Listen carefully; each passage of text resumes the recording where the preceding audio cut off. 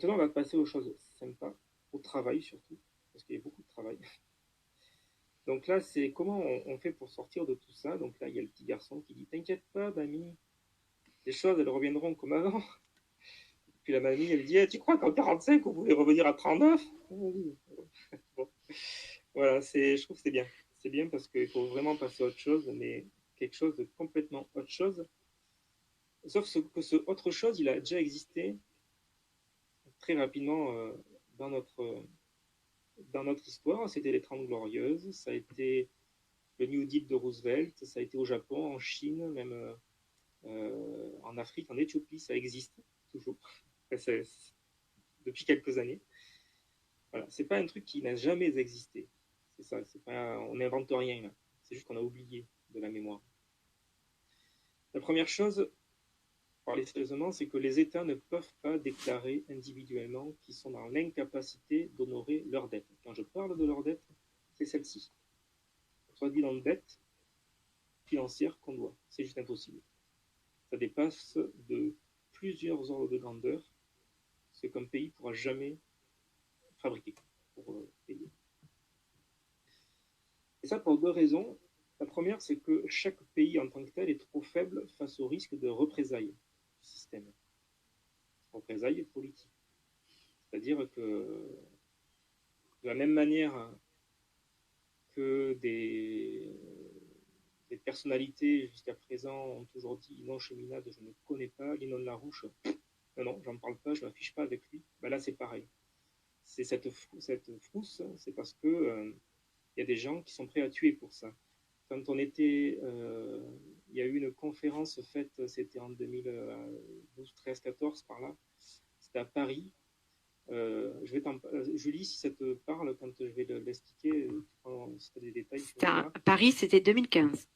C'était en 2015, alors, si on parle Oui. bien de la même chose, c'était quand, alors, on avait un militant qui avait été à une conférence de je ne sais plus qui.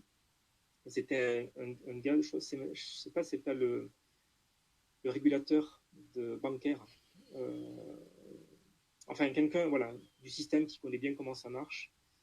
Et quand notre militant a amené les solutions que je vais vous parler juste après, les banques en deux, la réponse, une phrase, hein, la réponse du gars, ça a dit, alors ça se passe un vendredi, il dit non, je ne veux pas être assassiné lundi matin. Voilà, c'est ça les représailles du système. Donc un seul pays ne peut pas tout seul. Et d'ailleurs, ce serait opposer un rapport de force à un autre rapport de force, ça s'appelle la guerre. Donc ça ne marchera pas. Sur le principe, alors ce qui marchera, ce sera un accord entre nations, on va y venir. Sur le principe, ce qu'il va falloir faire au niveau de l'ensemble des nations, ce qui a déjà été fait, encore une fois, sous Roosevelt, en France, par le Conseil national de la résistance, ça a été de couper les banques en deux. Qu'est-ce que ça veut dire? Ça veut dire que pendant les Trente Glorieuses, si on a eu 30 Glorieuses, si l'économie physique a pu fonctionner, c'est qu'on avait des banques commerciales qui avaient les dépôts des gens, des entreprises, et qui, comme on dit, faisaient tourner l'économie. C'est-à-dire qu'elle s'occupait uniquement d'économie physique, d'investissement. Et puis à côté, si on voulait jouer en bourse, ben, combien de face, tu vas dans une banque d'affaires et tu spécules. Et si tu perds, tu es dans faillite. C'est tout. Et ce système a été, comme les accords de Bretton Woods, il a été détricoté au fur et à mesure du temps pour être abrogé en France en 1983 et aux États-Unis en 1999. Et ce système, donc, il est né aux États-Unis le 16 juin 1933. Il s'est appelé le Glass-Steagall Act parce que M. Glass et M. Steagall ont été à l'origine de cette loi. Mais une fois qu'on a coupé les banques en deux, déjà, pour les couper en deux, auparavant, ça je n'ai pas marqué, mais il est absolument nécessaire de faire le tri des dettes. C'est-à-dire que les dettes qui relèvent de cette courbe, on n'a pas à les payer. Elles n'existent même pas, c'est de l'argent fictif. Tout est fictif là-dedans. Absolument tout. Donc ça, c'est une dette qui est annulée, tout simplement. Et ça, c'est déjà fait. Hein, l'annulation des dettes, le jubilé des dettes, l'Allemagne en 1963, annulation de la dette. Même en Europe, ça s'est fait. Donc d'abord, on trie les dettes par une commission typique de Ferdinand Pécora, le fameux. Et une fois qu'on a trié les dettes, qu'on a fait le ménage, qu'on a nettoyé les écuries d'Augias, comme dirait Jacques Cheminade, parce que c'est franchement immonde ce qu'il y a là-dedans. Il y a du trafic, tous les trafics humains sont là, le trafic de drogue. Le trafic de drogue, il faut savoir, Antonio Maria Costa de l'ONU, en 2012, avait déclaré publiquement que le système bancaire ne pouvait pas tenir sans l'argent issu du trafic de drogue. C'est une seule et même chose, pour vous dire. Donc il faut trier ces dettes. Et une fois qu'on a trié les dettes, on coupe les banques en deux. C'est-à-dire qu'on retrouve des banques nationales qui vont pouvoir faire circuler, des banques privées, du crédit productif public. Alors, ça n'a aucun rapport avec la notion même de crédit bancaire, crédit revolving qu'on connaît aujourd'hui. C'est un pari sur l'avenir. C'est-à-dire que les crédits favorisent non pas la spéculation, mais les moyens de leur remboursement. C'est-à-dire que quand on doit créer, on fait une dette de, par exemple, 100 milliards, eh bien ces 100 milliards vont servir exclusivement à créer une infrastructure qu'il faut tout recréer aujourd'hui, qui sera fondée sur une densité d'énergie élevée, de qualité. Donc aujourd'hui, ça va être, par exemple, pour le transport, des maglev. Maglev, ce sont des transports à sustentation magnétique. Il n'y a aucun frottement, aucune déperdition d'énergie. C'est beaucoup plus écologique parce que ça consomme beaucoup moins d'énergie. Ça en nécessite énormément, mais ça en consomme beaucoup moins que le principe de la friction sur rail. Voilà, tout simplement. Bon, c'est ce que les Chinois développent à fond, d'ailleurs. Et pour faire ce genre de choses, il faut bétonner des découvertes technologiques, parce qu'elles existent. Il faut des ingénieurs, il faut des gens qui seront à haut revenu, à haut salaire, donc qui payeront forcément des impôts.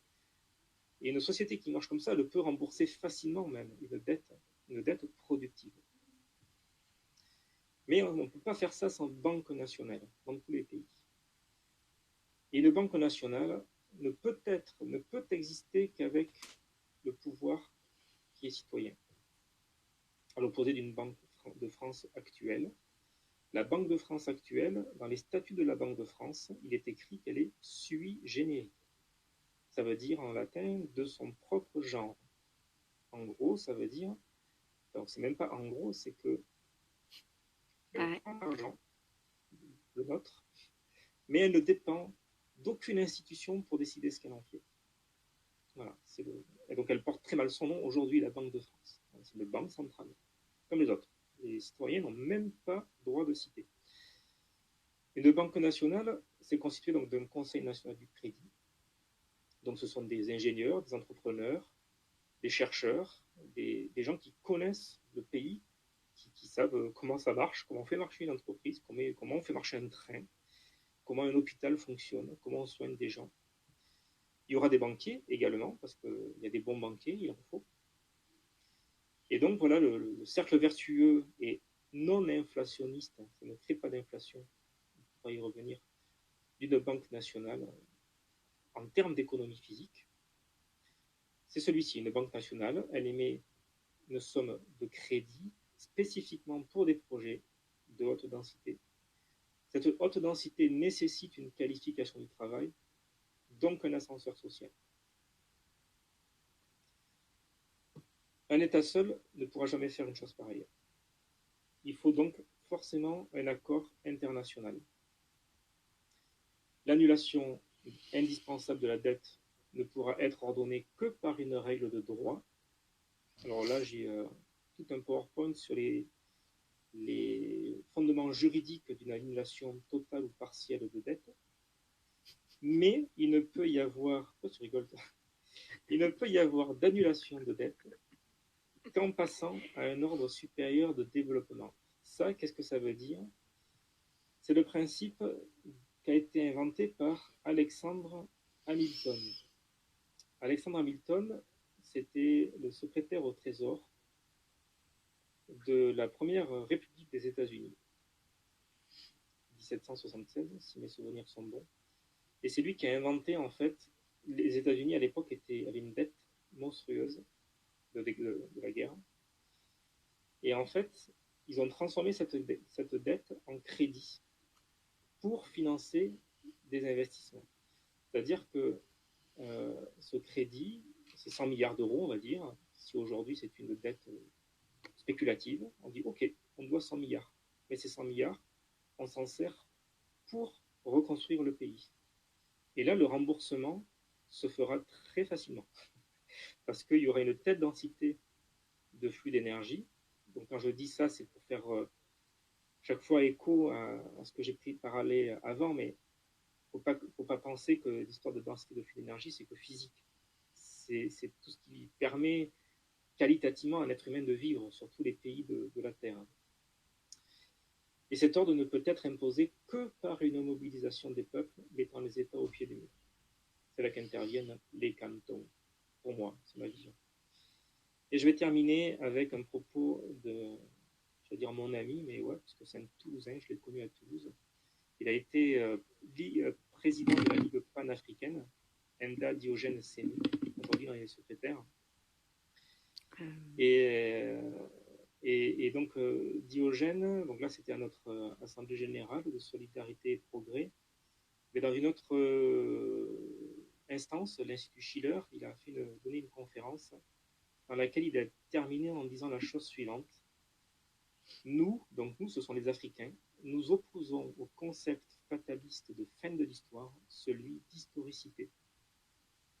L'historicité est le privilège propre à l'homme d'avoir conscience de vivre dans l'histoire. Cela induit d'avoir cette solidarité de fait et de signification qui unit le passé et l'avenir au présent et motive la démarche d'une liberté qui cherche à produire l'avenir par un acte créateur. Je vous remercie, comme qui dirait, et je laisse la parole à Julie.